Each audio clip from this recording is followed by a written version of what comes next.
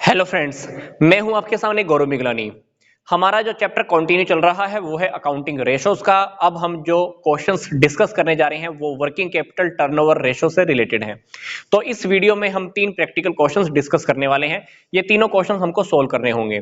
तो ये तीनों क्वेश्चन सोल्व करने से पहले मैं आपको बता देता हूं कि आप इस रेशो को एक बार देख लीजिए। तो इस टॉपिक का लिंक, कंप्लीट प्लेलिस्ट का लिंक मैंने आपको इसी वीडियो के डिस्क्रिप्शन बॉक्स में दिया है। तो मेरी आप सबसे यही रिक्वेस्ट है कि वर्किंग कैपिटल टर्नओवर रेशो का फॉर्मूला वो हम क्यों फाइंड आउट करते हैं, एक कंपनी के लिए, एक फर्म के लिए क्या सिग्निफिकेंस है, आप वो देख लीजिए। इंपॉर्टेंस का पॉइंट आपको समझ में आ जाएगा तो आप ये क्वेश्चंस को बहुत आसानी से सोल्व कर पाएंगे। तो अब हम चलते हैं हमारे फर्स्ट क्वेश्चन की ओर। Current assets 1,80,000, current liabilities 30,000।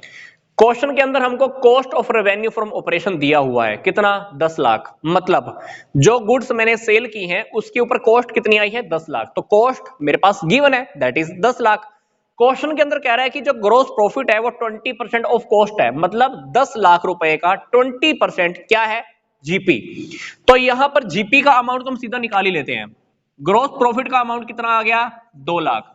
अब आप सोचकर देखो, मेरे लिए ये गुड्स 10 लाख रुपए की थी, मैंने इसमें 2 लाख का जीपी ऐड किया तो इसको कितने में सेल कर दिया होगा? 12 लाख में। इसको मैं रेवेन्यू फ्रॉम ऑपरेशन भी कह सकता हूं। क्या? रेवेन्यू फ्रॉम ऑपरेशन, क्योंकि ये कॉस्ट मेरे लिए थी, मैंने 2 लाख रुपए का जीपी ऐड किया होगा, उसको कितने में टपा दिया, कितने में सेल किया? 12 लाख रुपए में। तो 12 लाख रुपए को इस टॉपिक के अकॉर्डिंग मैं क्या कह सकता हूं? Revenue from operation. तो मेरे को ऊपर वाली आइटम जो चाहिए थी 12 लाख रुपए, वो मैं फाइंड आउट कर चुका हूं। तो आप यहां पर 12 लाख रुपए लिख दीजिए। फिर देखिए नीचे हमको क्या चाहिए? Working capital. वर्किंग कैपिटल के लिए हमको करंट एसेट्स और करंट लायबिलिटीज का यूज करना होगा। इन दोनों का अगर हम डिफरेंस क्रिएट करें तो 1,50,000 रुपए की वर्किंग कैपिटल हमको पता लग जाएगी। आप 1,50,000 यहां रखिए, आपका आंसर आ जाएगा कितना? 8 टाइम्स। इसका मतलब यह है, इसका मतलब यह है कि हमने एक साल में वर्किंग कैपिटल को 8 बार रेवेन्यू फ्रॉम ऑपरेशन में कन्वर्ट कर दिया है। किसमें? सेल्स में। रेवेन्यू फ्रॉम ऑपरेशन को जनरेट करने में वर्किंग कैपिटल का एक साल में 8 बार यूज हुआ है। अब हम चलते हैं हमारे सेकंड क्वेश्चन की ओर।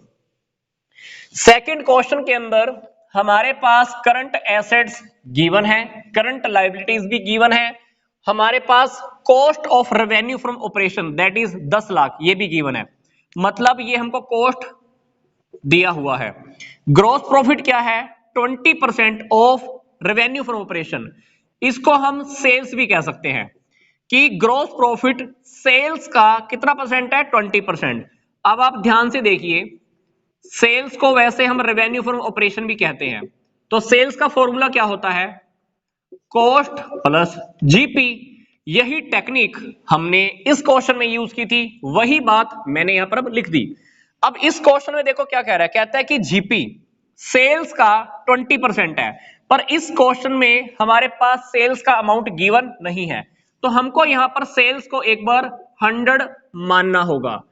कॉस्ट हमको पता नहीं है, जीपी कितना हो गया? 20, क्योंकि ग्रोस प्रॉफिट सेल्स का 20% है। तो सेल्स अगर 100 है तो जीपी कितना हो गया? 20।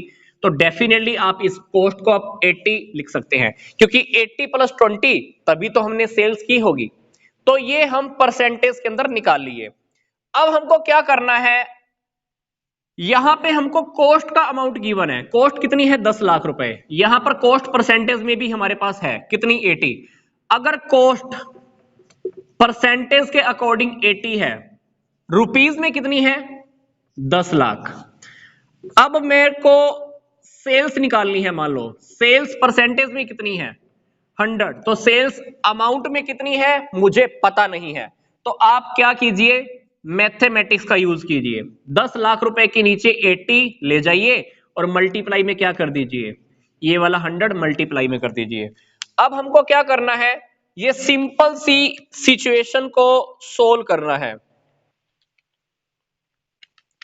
सिंपल सी सिचुएशन को जब आप सोल्व करेंगे तो हमारे पास आ जाएगा 12 लाख 50,000 रुपए की क्या आ गई है, सेल्स आ गई है।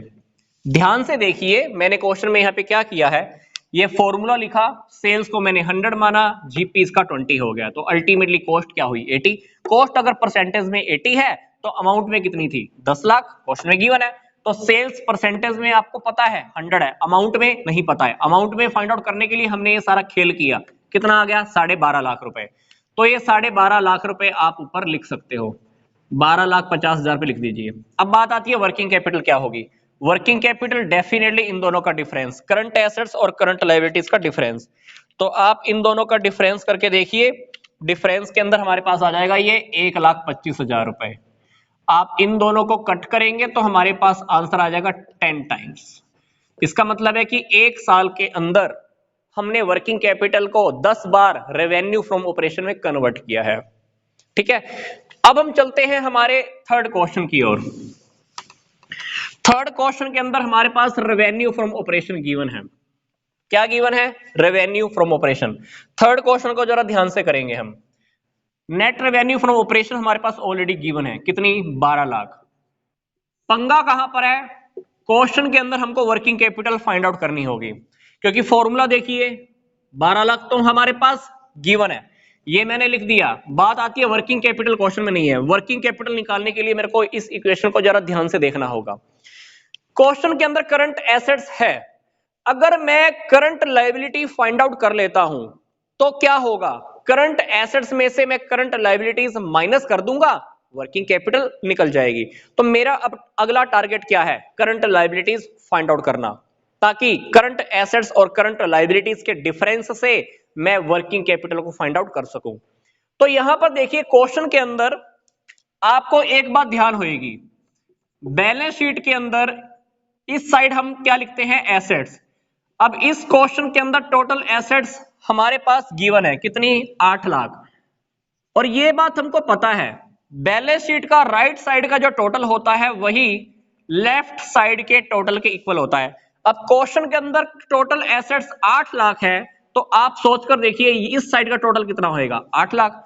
अब क्वेश्चन के अंदर मेरे को लायबिलिटी साइड की 2 आइटमें गिवन है, इन दोनों आइटम का टोटल करूंगा तो कितना आएगा, 6 लाख। अगर 6 लाख रुपए के अंदर ये दोनों आइटम्स हैं, नॉन करंट लायबिलिटीज और share holder fund, non current liabilities, share holder fund, तो तीसरी आइटम क्या हो गई, डेफिनेटली करंट लायबिलिटीज हो गई।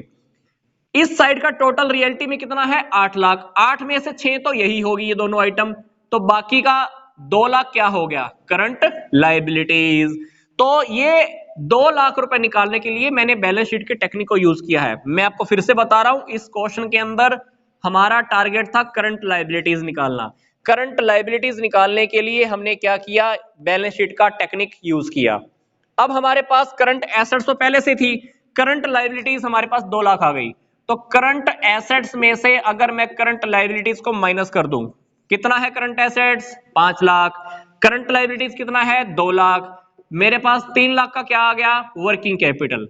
अब इस 3 लाख को आप यहां रख दीजिए, हमारा पास आंसर आ जाएगा, दैट इज 4 टाइम्स। ये था हमारा सिंपल सा क्वेश्चन। तो मैं आपको फिर से रिक्वेस्ट कर रहा हूं, पीछे वाली वीडियोस आप एक बार जरूर देखिए, फॉर्मूलाज देखिए, उसके बाद क्वेश्चंस को सोल्व करना हमारे लिए और भी आसान हो जाएगा। तो मिलता हूं अब मैं आपको नेक्स्ट वीडियो में। नेक्स्ट वीडियो से हम एक नया रेशो स्टार्ट करेंगे। तो यहां तक का वीडियो देखने के लिए आपका धन्यवाद।